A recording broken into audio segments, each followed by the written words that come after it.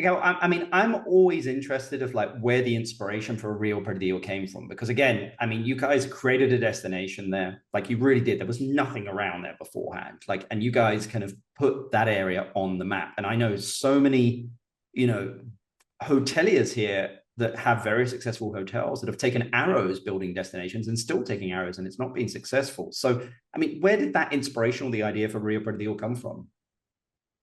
Okay, so I think there's two questions there. So, a lot of people will kind of force an investment to happen. Yep. As you know, I have traversed the land.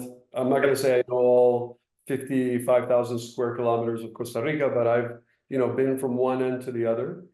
And the generations before me, as well as, have started projects in destinations that are now very well known, but at the time they were not really on the map. Yeah. So I would say it's in the lineage, but it's also in that natural desire to want to get to know places, to be an adventurer. And I had been in Miravalles, that part where Rio Perdido is located, near the Miravalles volcano, about 15 years ago, and thought, wow, what a beautiful part of the country. What a different part of Guanacaste. When people think of Guanacaste, they think of those savannas and these like dry tropical forests going into the water. You kind of have like this picture of the vaqueros, of The Cowboys.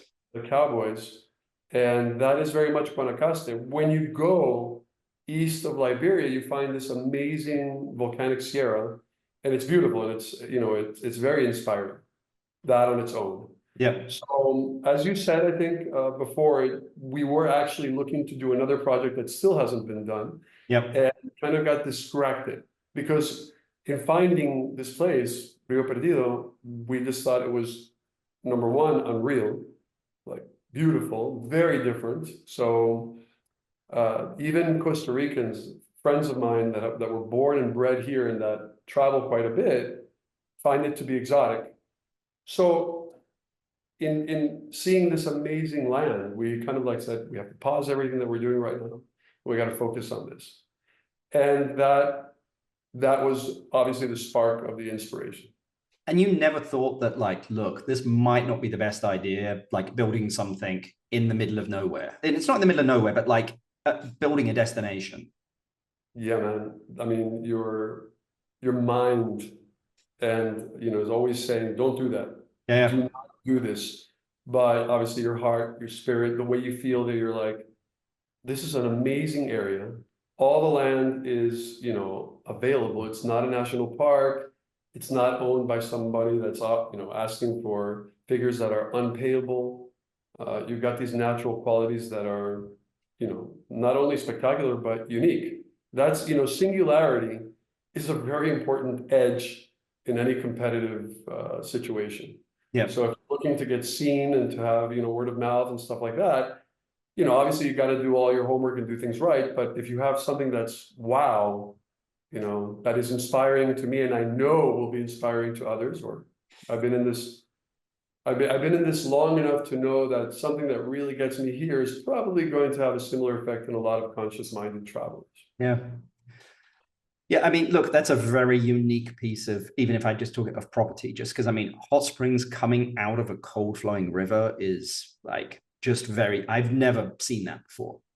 Cool. And it's funny because just like a lot of Americans haven't seen, a dragon fruit, or they don't know what a coffee bean looks like, or they have no idea that cacao comes from this beautiful yellow fruit with white pulp. Yep. Americans haven't seen springs unless you're like from North Dakota or from, I don't know, I could say that some New Yorkers from like North Fork or places like that, it might have seen a spring at some point, or people that live in northern Florida. But all the South Floridians that generally don't leave South Florida to drive north, Yep. They've never seen springs.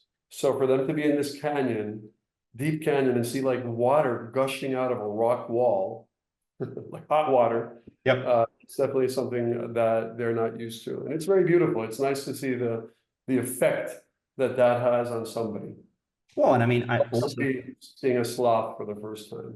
Yeah, and I mean, the location really is smart though as well, because again, you guys are half, like you're not that far from the Liberia airport. So, usually Right. people that come to Costa Rica are doing 2 or 3 nights somewhere and then over to the beach for, 3 nights. So yeah, I mean, it's a shorter trek than hour and hour. We talk a lot about inspiration and we talk about just doing things because they seem right. Of course, if Rio Perdido was 3, 4 hours from the closest airport, we would have probably not even thought twice about it. We would have said Yep. no. Or said, we're gonna make our own little, weekend home here or something, but not try to actually haul people out here. That's why I have so much respect for people that are doing projects and also are doing well. Yep. Because I'm not gonna say that we're not proud and, of what we've done. But we have a factor that's on our side, which, as you mentioned, we're an hour from the Liberia airport.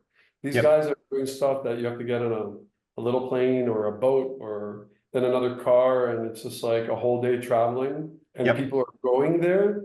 Hats off. That's pretty cool.